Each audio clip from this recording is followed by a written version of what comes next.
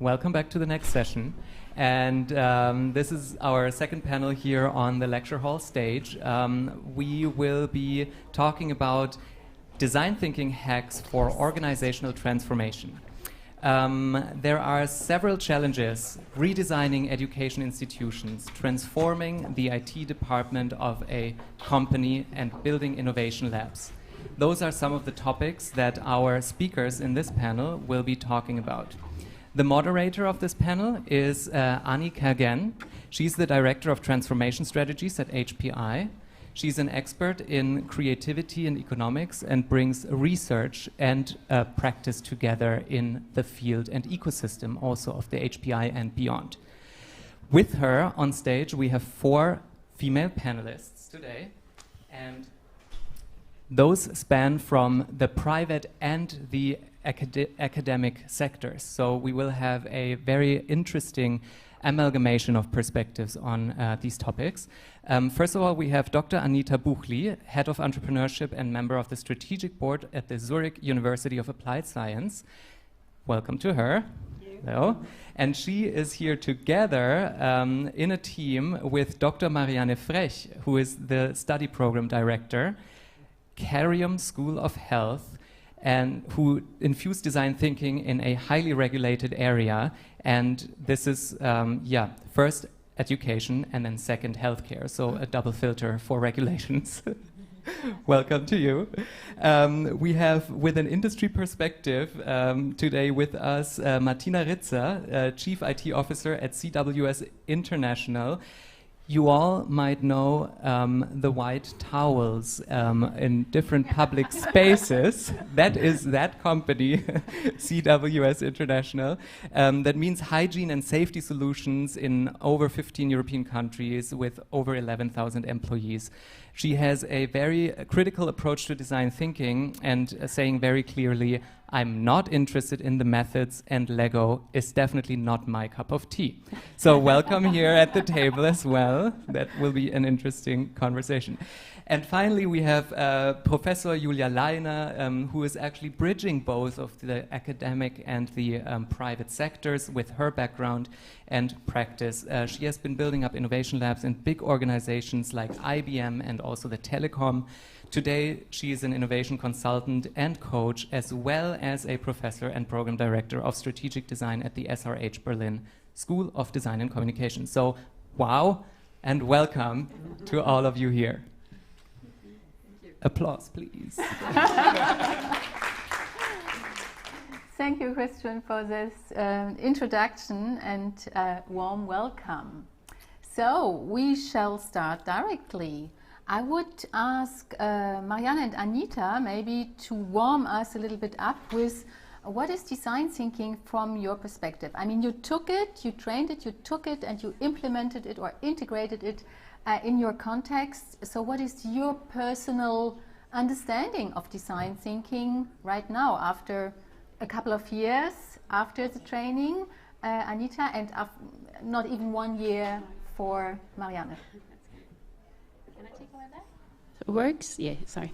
I think, especially in healthcare, with what we heard, many regulation, I think design thinking is really a creative process where we can really enable people being motivated and really engaged in creating new solutions. And that's something that's, from my part of view, what I see from our healthcare system, that's really missing. Anita? And I was thinking of an analogy, actually, and I compare it with a Swiss pocket knife. I would have loved to bring one. I wasn't allowed to on the flight. But it's actually like a Swiss pocket knife. And when I was about 10 or 11, we were traveling in Africa, and we met, while we were camping out in the wild, we met these Maasai warriors who have to survive a year just on their own. And we tried to give them some Coke. They were not interested, or bubblegum. They were not interested, but they wanted to have my pocket knife. And till today, I don't know what they used it for, but I'm sure they did something very different from what we would do with a Swiss pocket knife. So it's a toolkit, and if you give it to this person, they will do this. If you give it to someone else in a different environment, they'll do something different. So that's how I compare design thinking. Perfect, Rich. How do you, or how did you use this toolkit, this kit of principles, of methods, design thinking in your very specific environment? Maybe you can just give us a little bit of your experiences considering one specific project that both of you were working on. Yeah. So we hacked the Swiss healthcare system bit by bit. What we've done, I need to add a little context. So where we work with people with long-standing work experience in healthcare. So we are like a school for professional called University of Applied Sciences. So what we learned that we have like one course in one semester, and it was about innovation in chronic care management. So there was lots of chronic care management inside, but you wouldn't find anything that's hardly comparable with innovation. So that's when I met Anita, and I think within 4 weeks, we created a new course, totally new course using design thinking.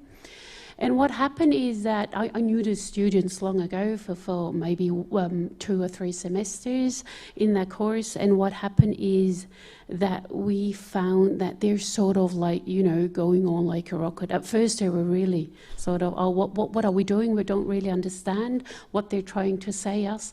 But we're really getting into it and really practicing with them, and then really going in their practice. We saw that these tools, we everything, like the whole process we've done with exploring, with really going back to where is really that problem with talking and involving their teams, where they always say, we don't have time, we can't do it, that we really saw that something new is happening in their companies, and they came back with totally new stories. And I think something happened there, and they really became change makers. They got promoted, they got prime time for from their CEOs, they could pitch their projects, and they were so inspired. And some of the students, they're still, they haven't finished their courses, they're going on. They are now actually hacking all the other courses because they said, but Marianne, you told us we could do that with some of the design thinking tools, and that's what actually really doing, and we have to rethink constantly what we're doing. So that's right. good. Can you tell us a little bit more about the obstacles and the hurdles that both of you encountered at the beginning? Because as I understood, it was not like an easy way or an easy integration from the beginning on. You had some hurdles to overcome, right? I was actually almost going to interrupt Marianne, because it sounds like everything was really easy. But you have to imagine, the first day we came in, we did a fast forward with them. And in hospitals, you have these little trolleys. In German, we call them boys. And we wanted them to think about, or to hack these trolleys, what they're using them for. And it was really interesting. At the beginning, they all said, well, this is just something we all use all day. And I said, what are you using it for? And they said, well, we're using it to transport things. But transporting things is not our job. And I said, that's interesting. Well, whose job is it? Who would need the trolleys, actually? Or what, how could you sort of do something different with them, or do things different for your transport? And that's when they started, I think, realizing, okay, what they're trying to do with us here is something really different from what we've ever done. And they started questioning the whole process. And they said, I told them, listen, in June you're going to pitch your innovation project to your CEO. They said, you know what? You have no idea of how a hospital is run, and that the CEO is 7 positions above me. I've never seen her or him, and I will never in my life get the chance to see that person. And I said, yes, you are. You're going to pitch this to your CEO in June.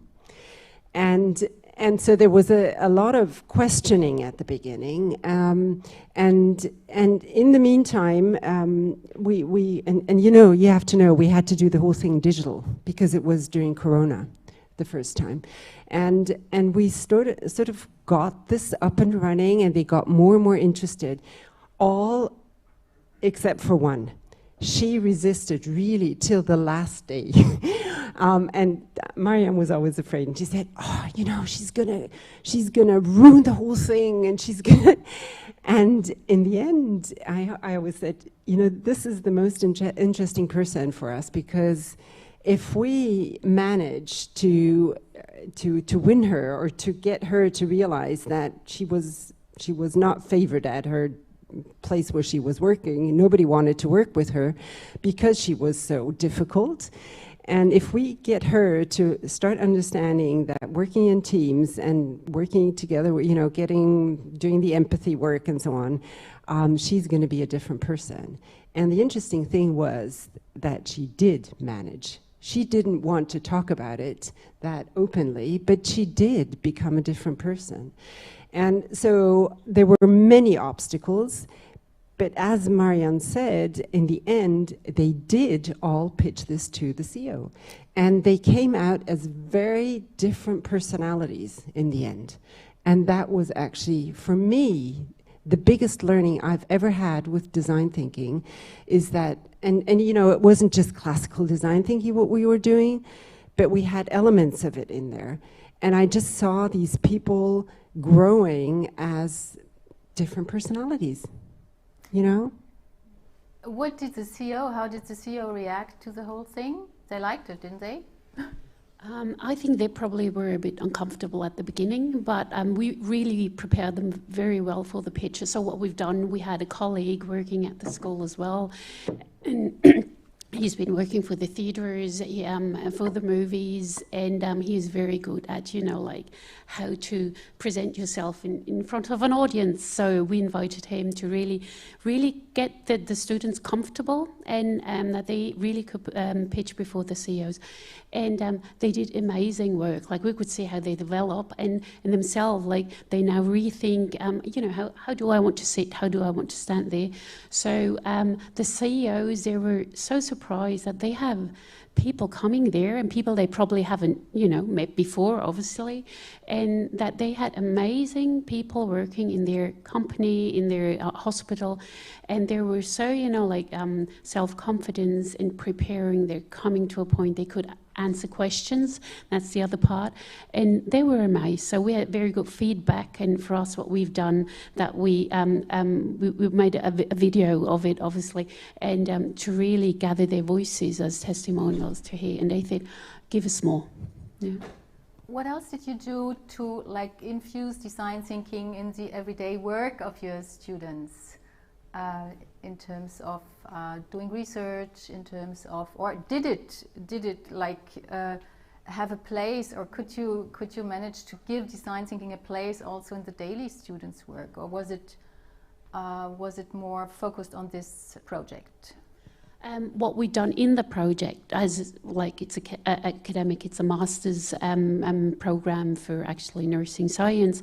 So what we created, it was publication pitches. So normally with the publication and evidence-based concept they have to develop, they suddenly had a whole different approach to it, and all the key messages they needed for their teams to know. It's something they sort of influenced their way of thinking, and not just within the project. That's what we see along the work, or when I work with the students. So they come and they present differently, and they have totally different findings sometimes that we use from that very academic approach. Mm. Very well. So this sounds quite positive, from first resistance to then infusion or integration into a system, now also using design thinking principles like storytelling, pitching in the daily work. What are still the things where you have question marks?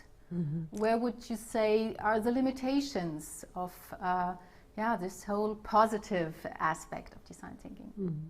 So I think one thing why we think it's so great to be on the panel is also to have somebody like Martina here. Because what we were a bit worried about is after the course, we just let them go. You know, we did the coaching and so on during the course, but after the module, we let them go. And they had their implementation strategy, and they had the CEO, who was so much higher up in the hierarchy there, sort of interested in the project, but all the other people around and all the work you had to do to really win the people who were running, you know, these very clear processes in the companies. We were not sort of there to support them for that. And we had a bit of a stomach ache, and still do actually, about that. So I'd be really interested to learn also from Martina, you know, and also Julia, who's of course coaching a lot of these people. How do you think one should, you know, accompany these people and projects such that they really thrive in the organizations? Great, so thanks for handing over to Martina, who indeed can give you a practitioner perspective on how to use design thinking for transformation. And it's not so much about design thinking itself, it's really taking what you need from design thinking, so not the methods obviously, and not Lego obviously, because she will explain it to us, and using it for restructuring part of an organization. So Martina, maybe you want to tell us a little bit about your challenge, your project, and then why don't you like Lego? Well, actually, I do like Lego. I did it quite often when I was a child. But I had my problems to transition it into a more business-related context. So, I mean, maybe just a few sentences before I'm going to answer the question. So, when I had the first contact with design thinking around 2.5 years ago, first course with Annie, I think I was the second critical user in the course, most critical user. So, and I thought to myself, what I'm going to do here. But over the time of the course, I clearly found the advantages in design thinking that can help, as described, for some project work, for pitches, but also to support changes that you have to do in your organization. And I would say between the models of the course, I switched my company. So I joined CWS, a very traditional company, and I thought after a couple of months, we need to structure our organization differently, And I thought about how to do that, and guess what? I had something in mind, which is design thinking. So even if I'm, let's say, not apply each and every single step of the framework or the methodology, I clearly try to apply some key principles that help me to crafting the strategy, to find ourselves as a very diverse team, but also to unleash the collective knowledge that we have inside our company. Was it easy? Certainly not. I still don't like Lego. Some of my team does not like Lego, but the other ones like it. So what we did is we had a session here at the HPI, first to develop our team purpose, but also with the involvement of business people and from group functions, to work on the new org structure that at the one hand supports the IT, so that we are a more modern and efficient IT, but on the other hand also to meet the needs of the business. And I think this was a good exercise to involve also, not only to pitch, to, let's say, take the experts and then go to the CEO, but also to involve your stakeholders in the entire process. Of course, back then I was more or less the one who they had to present the pitch, but that is how it works. And now the next step comes, and that is certainly what you said, is how to bring the structure we developed into the organization, yeah, because it clearly does not end at the door of the HPI. So we had a couple of sessions, Annie and her team, they did a very good job. And what I really liked is, and what I would always recommend is to have someone who is a master in design thinking, because they make it happen. They pushes you through, yeah. So one of my team told me, well, is it worth the time? It better is worth the time, yeah, because I have a ton of things to do. And in the end, everyone was thrilled. And this is the first step, yeah, in the right direction. But now coming back to your question, so we already started with the transitioning process. However, I mean, as I said, it does not end with having the reinvention by design thinking, but then you need help to bring the change into your organization. And what we decided for is to have a company that helps us, that coaches my team, my management team, in the change process to bring the message in the organization. And also, yeah, I like the tool storytelling, to consistently repeating the story and bring the people on board. That is how we do it, yeah. Is it easy? No, but we think it's the best approach, because you have to cascade the message down the hierarchy, and you have to take the people with you. And that is what I think this human-centered approach is, for me, the most, yeah, beneficial part of design thinking. And I like very much your sentence of design thinking doesn't stop at the door of the HPI, because if you want to transfer it, if you want to make it happen in your organization, you have to go further. And Martina came back to us and challenged us, saying, you know what, I'm going to have this coaching organization.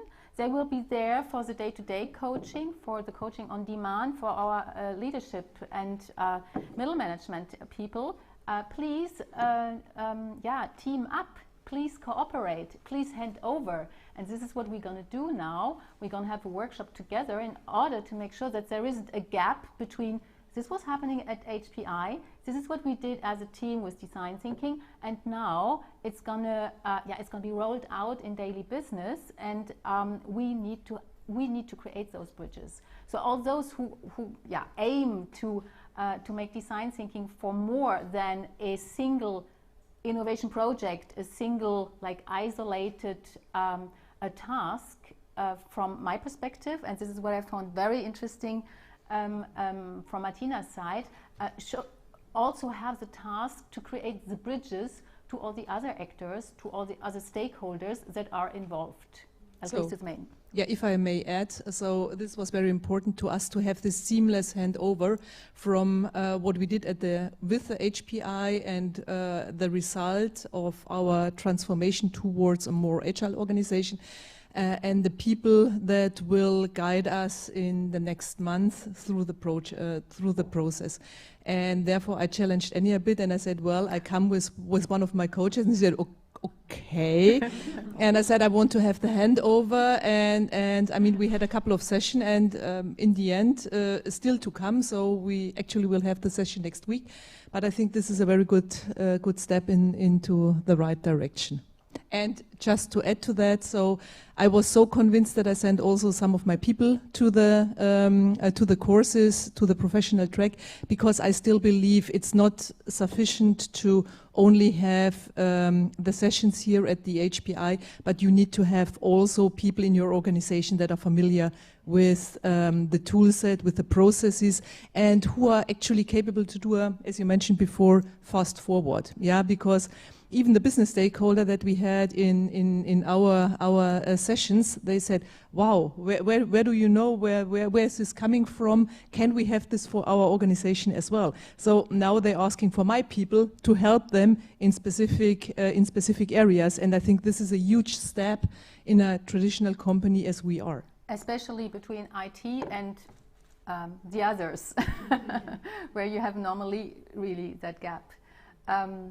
Again, this is perfect bridge to Julia, who has two perspectives that she brings to the table here today, knowing how difficult it is to infuse innovation and transformation mindset into big organizations on the one side, and on the other side, what would be interesting also for us here. How do you transfer the learnings that you have taken from your work in organizations into your teaching now?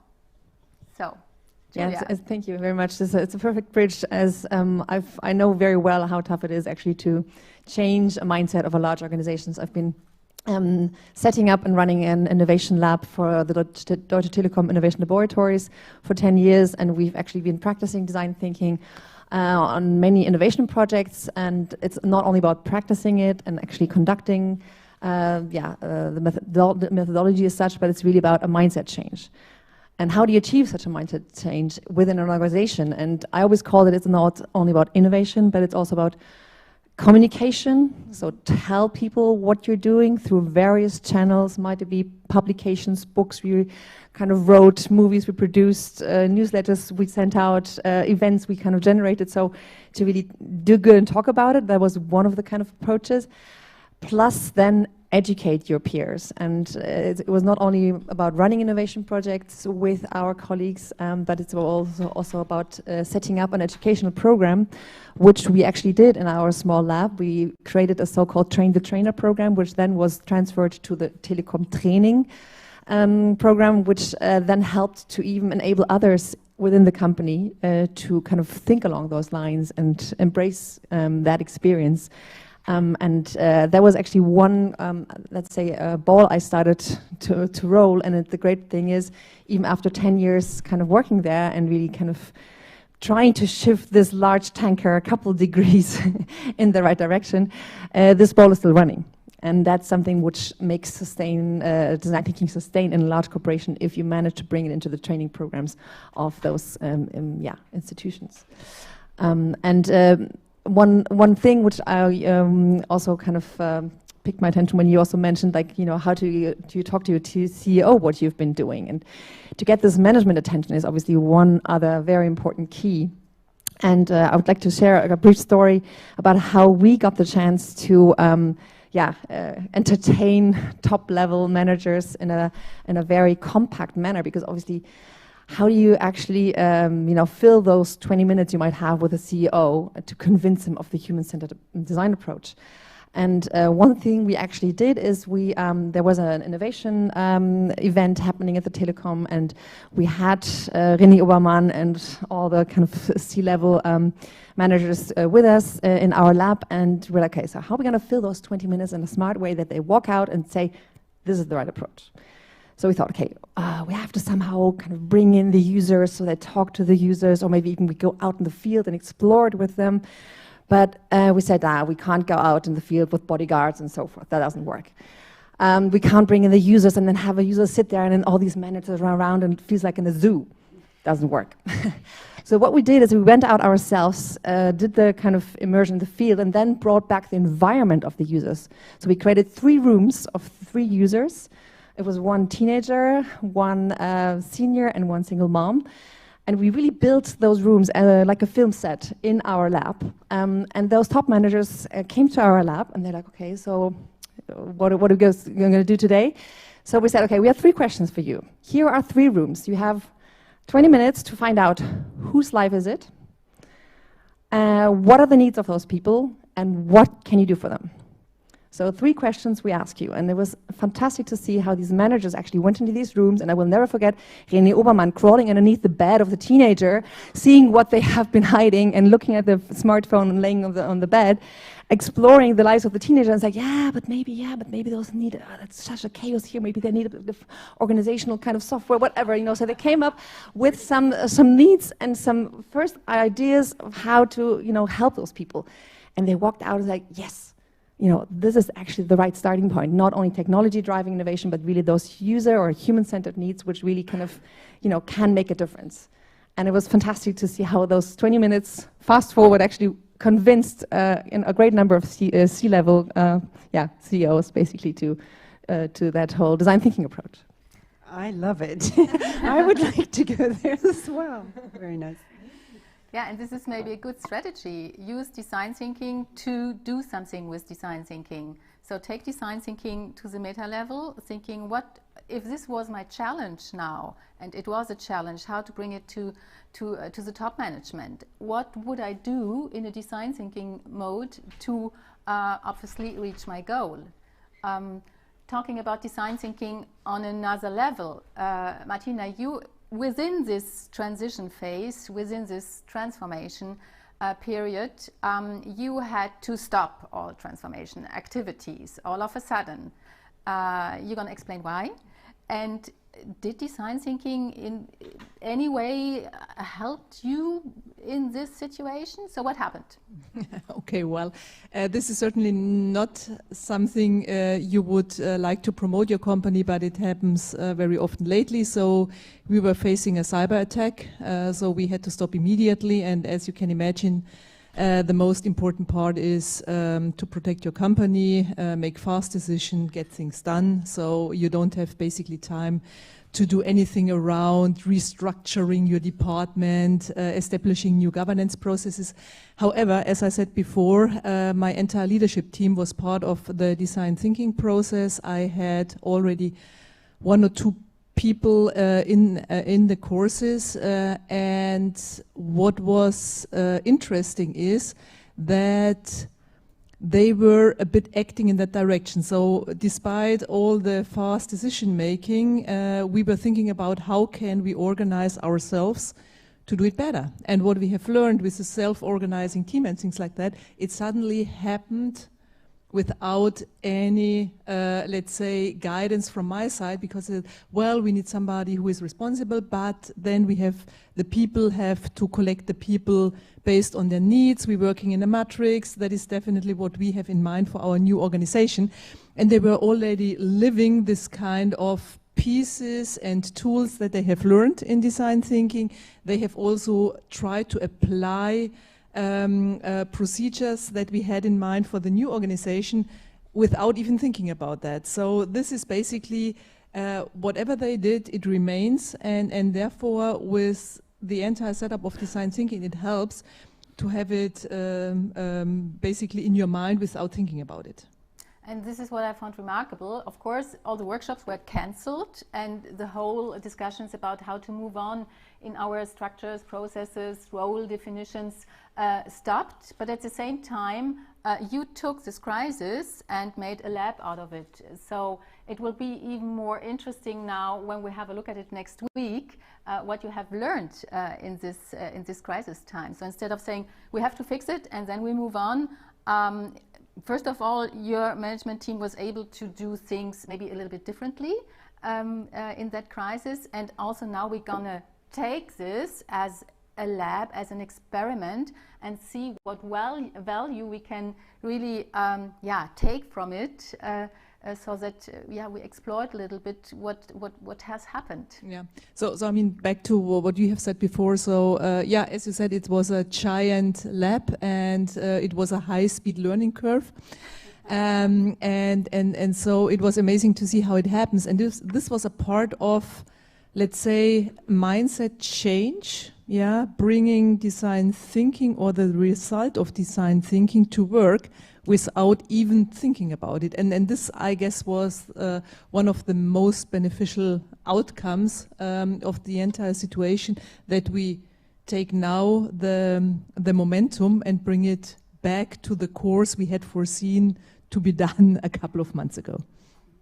Great. So it matches exactly with your more intuitive approach, saying I don't need the method, I don't need the Lego thing. What I need is the overall principles and the overall approach. And as soon as people are trained in doing things differently, it shall be the case that they're able to act accordingly in real life situations. So I mean, I would like to challenge that, and you know that. So you know that my people used Lego to describe their prototype. So actually, it's not nothing against Lego.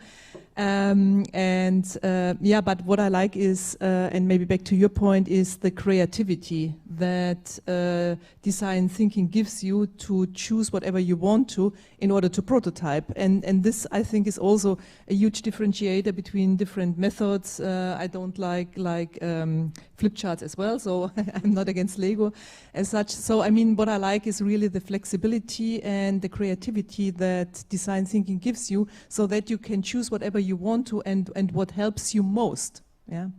And building on that, I think I always see design thinking as a backbone in order to interact for people from different backgrounds. So I would call it more like a collaborative way of thinking rather than design thinking. What I believe is it's important that you take it as a backbone, as a language to communicate, to go through several phases, several steps in order to achieve a certain goal. And to be able to also adapt it to your needs. And this is also coming back to the question you initially had, where did we also kind of learn applying design thinking in a corporate context, and where did it reach also its limits? And one of the questions I was often asked from managers' side, for example, is like, how can design thinking, for example, help us to also look into the future? So when we talk about user research, we talk about going out in the field today and talking to the people today, but how about the people tomorrow? So what we actually did in our lab at the Creation Center at the Telecom is we developed an approach where we combined futurology with design thinking, and developed an approach where we developed user-centered scenario building to also travel into a future scenario and kind of do user research there in a kind of fictional manner. And that giving us ideas of where potentially the future will go. So in this context, for example, we created our own design thinking path along, as I said, the grid or backbone of design thinking. And this is also what I'm teaching today at the Design Academy, or now called SRH Berlin School of Design and Communication. I teach my students that it's important to also bring different principles and methods from other fields into that backbone of innovation.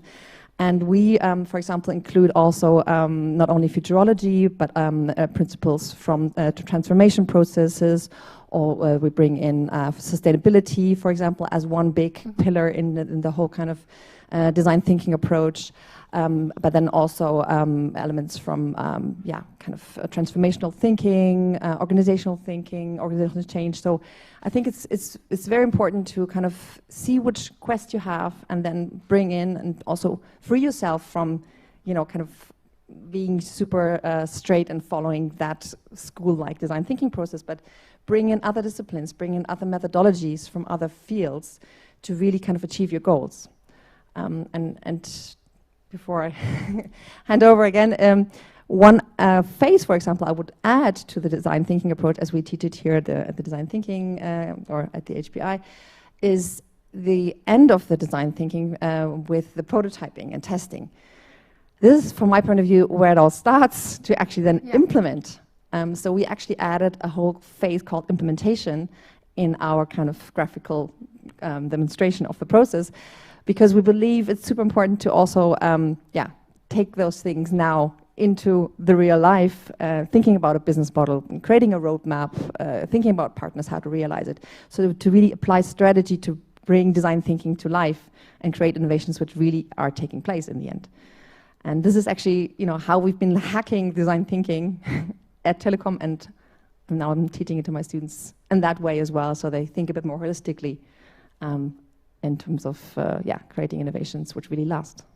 And this is wonderful, because when we have a closer look at the practice, what Martina is doing, she adds at least one other module, which is governance. So if you make something new, which is supposed to change your culture, supposed to change your whole organization, of course you have to anchor that. You have to build in those things, collaboration, experimentation, in your structures, in your processes, in your roles, because otherwise it won't happen. If you don't build in these new behaviors, or these behaviors that are always a matter of additional time, if they are not built in, then it will bounce back and get lost. So I would add another bubble, which is governance. All right. And maybe the whole sustainability bubble, because when we talk about human-centered design. I would add, you know, in terms of considering the whole environment, it's even about life-centered design. This is actually how we actually call it meanwhile. So the whole kind of sustainability aspect could be an extra bubble or could be a parallel stream which runs along the entire design thinking process and should be part of its DNA, I think. Yeah, and listening to all of you, I think we could also call design thinking system thinking, which is one of the expressions that you brought to the table, I guess 10 years ago already. Constantly challenging the method, constantly looking for how to make it more suitable, more tailored to what is actually going on in the real world. So I mean, just to add to that, so I'm a bit surprised, yeah, because I mean, I thought I'm the only one kind of a unicorn who is not willing to follow the process step by step, but it's good to hear that you're using design thinking more as a toolbox as well, yeah, because we did basically the same. So I like the prototyping, I like the storytelling. So I always use the methods that applies most, yeah. And I thought, okay, this is because we are a company, we do it in a practical way. But it's interesting to hear that even in the academic world, yeah, even when you teach things, you follow a similar pragmatic approach, and that is what I really like, yeah. And building on that, I think, you know, like you said, you have this Swiss pocket knife. I mean, this is, I think, a perfect analogy. And I tell my students always, it's like building your toolbox, and then whichever client comes to you and asks for a solution, you need to have a set of guns to fire. And if you have this set of guns always ready, and you have trained and practiced and explored and also experimented with those tools, then you will be a good innovator out there because you can apply whatever's needed. And I think one thing which we, you know, I've worked at different settings. I was at ZHAW for a long time, which is a technical university in Switzerland.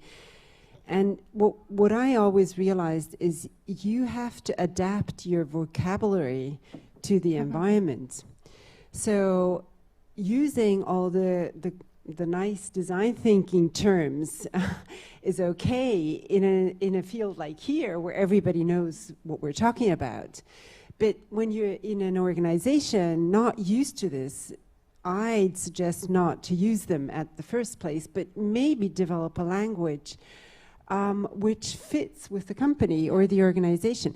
So we actually brought an example for those, if you're interested, where we were working together, we built these cards such that people could start using them, and we were talking just about speedboats and binoculars and harbors and light towers, and in the end they got a golden ticket which they could use for something, you know, like something, and everybody was talking about the golden ticket and the adventure they're going on and so on. And we just realized that's the language these people want to speak. So I think it's really worth it. And I'm a big fan of storytelling and strategic narrative. You might have, but it's not just a game, you know. This is really, really important. Develop the right language when you're talking about, you know, transformation or using methodologies like, or a toolkit like design thinking offers. So I think this is something really important. That's what you said about communication before, right? That I think that in the business in the institution where we work, a foundation with different sub-institutions or companies, and they all have different language. So we created to actually with those a graphical, but also from the kind of words we use, not design thinking as you said, but we use a different approach. But for us as well in our group and where we work, we use design thinking as well, obviously. So we created new things, like there was a big issue about mega trends, and they said yes, interested, but I don't think we don't need to use that. That's for other people. Said, hey, no, that's affecting everybody. So we thought, how can we really get into talking to our people, so our team in the different companies? So we call it Denkstoffe. So that's actually the megatrends. We redesigned, we took questions, we really use it, and we actually go into meetings and we're getting them out and say, okay, good, what we're talking about today is what mega trend are we talking about? What do you have to have in mind? So we use different things like the cards. Is it a card set? That's a set of cards inside, and it's like the prescriptions. Everything's inside. You can have one. Yeah. So you go into meetings. You go into meetings, and you have a different approach. But you're going out, and you got what you wanted, and we're really talking about it. So. I think the thing about communication with design thinking is extremely important, because it's for many companies something it's something new, it's something different. It's not just gaming, it's not just having fun, and I think it's really worth really investing in communication and other kind of communication. Yeah. I mean, this is pretty cool what you have here. So I really like it, because I mean with that you get definitely the attention from the audience in a meeting.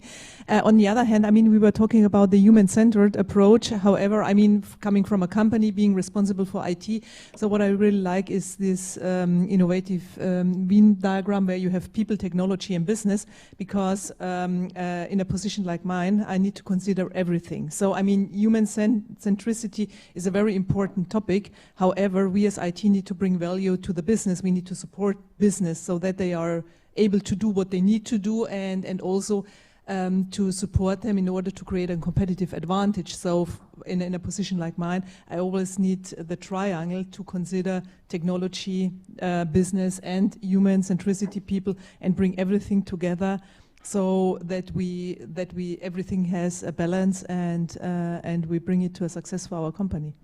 So obviously the Venn diagram with its 3 perspectives is your favorite method if you had to choose one. It definitely is. It definitely is. You love the storytelling approach, and what I like, or what is really important, is to find the connections. You have existing organizations, you have existing systems, and if you don't build connections between something that is new and something that is existing, it's not transformation, obviously. And I mean, you can't shut everything down. The idea is to have an evolution in systems. I would just love to add one more bubble to your Venn diagram. And actually, when I show miss it, one, or well, those are the classical ones, right? Desirability, feasibility, and viability. But the integrity is the 4th one, where we actually also look in the impact, in the sustainability aspect, and the environment as such. Right. So I think this is actually the 4th bubble, which should be part of that Venn diagram whenever we show it again. Very good. So I think this is a great also ending statement because we want to let space also to questions maybe from the audience. Are there any questions?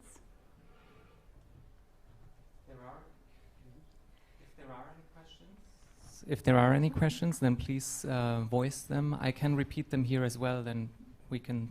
You have a microphone? Okay, cool. So we have here? Yes, I will repeat his question. I guess it's maybe easier. All right, but thank you. So my question touches the 4th pillar in the Venn diagram, sustainability, and it goes directly into how do you actually then evaluate and measure ideas in terms of their impact on sustainability? Well, I think there's various measurements nowadays. Might be the CO2 footprint, for example, of an innovation if you develop. So you can definitely apply some of those tools. But I think there's a lot of room to develop further measurements. Might it be also the kind of behavior within the company? Might it be also the actual circular economy once you look at, for example, the production, delivery of products, as well as the return coming back to the company.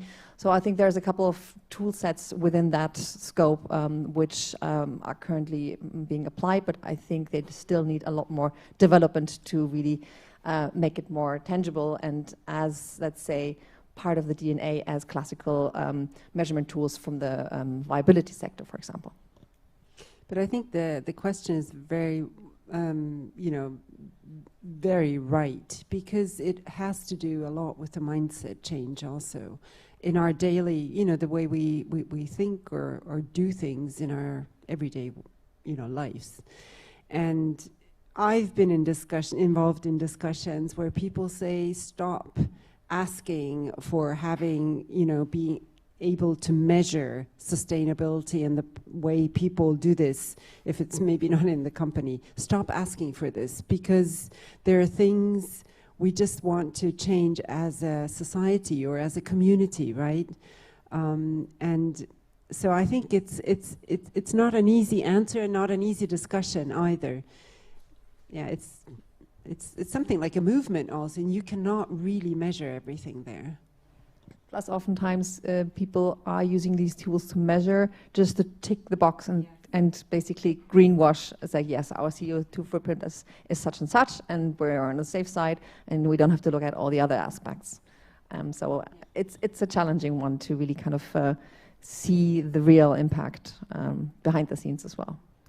But isn't that that as soon as you integrate a false bubble or this aspect of sustainability or of impact on the context and the environment, as soon as you do that, it would become part of your whole transformation and innovation process. So it would be up to you, and consequently it should be the case that from the beginning on, you're not just measuring, does my concept work with my users in terms of, is it understandable, does it create benefits, but does my concept work in terms of the impact that that is my goal, on the environment. So it's a bit up to us, and I think it's a good idea to add the fourth bubble or to make another bubble all around it, because then you have a method. Then you have a framework, and then you have to consider it.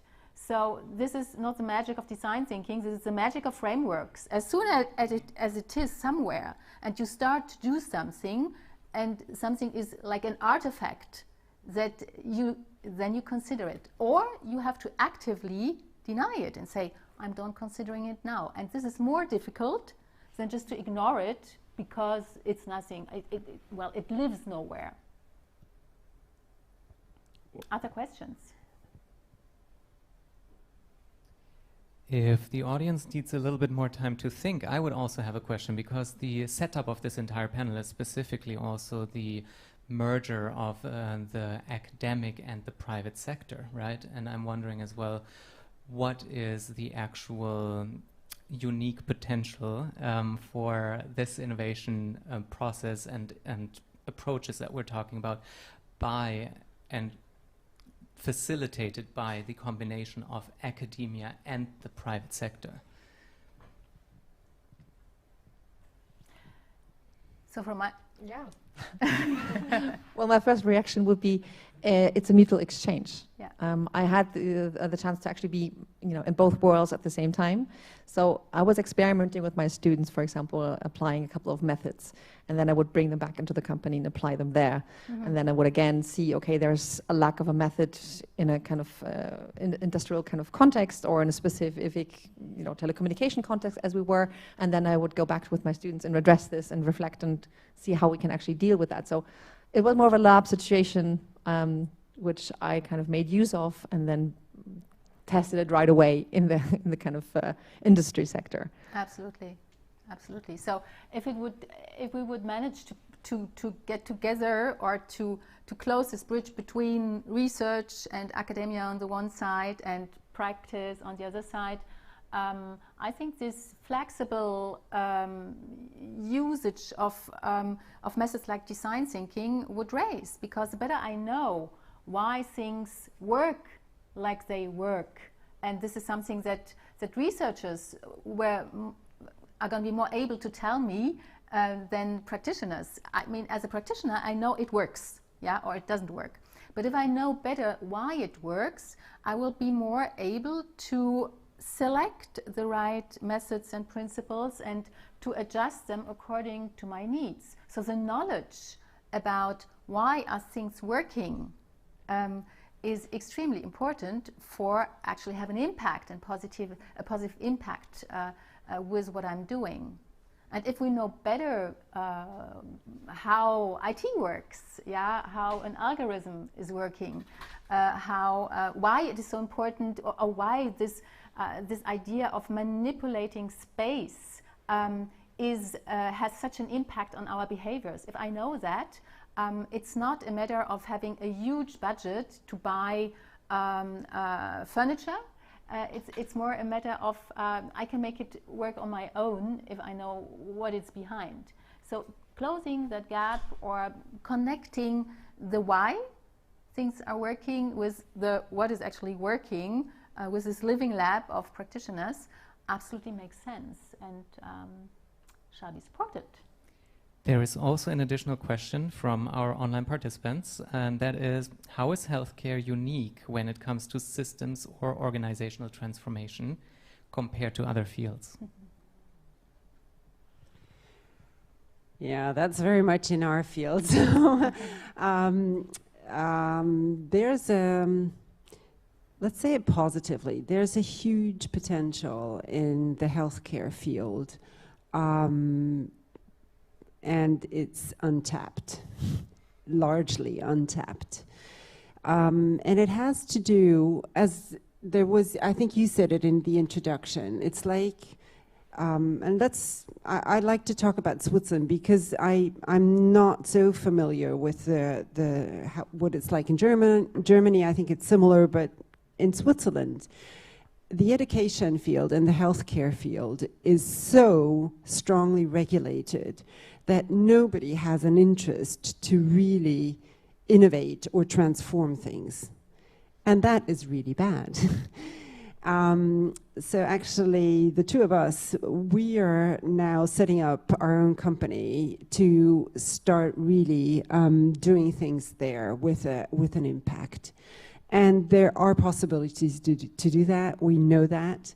And you have to know the right people and find them who, and also at the very top level, who are willing to start this, I always call it something like an experimentation, you know, to start running little pilots and showing that we can do really great stuff in healthcare and do it differently such that people don't walk away. And that is the biggest problem, that people working in this field are just tired, exhausted, demotivated, which is a pity because work can be so much fun. And even, you know, in this world where you have night shifts. Yeah, no, I think the difference is that, you know, in healthcare, our clients, they don't have a chance when they're sick, they need help. Like, it's not like probably another company, no, I don't want this, I go and change. So you can change to the private sector, but that's quite, well, like everything in Switzerland, quite expensive, but you don't have a chance when you get sick. So you really are dependent, and it is much costs in, like every month you pay a lot of money that you know that you get the services you need, but the services you need, they're probably the one you should get. But if the people not there who can give you the services, because they're moving away, because it's not much fun, right? You asked the question about, okay, what's from the industrial sector or from our education sector?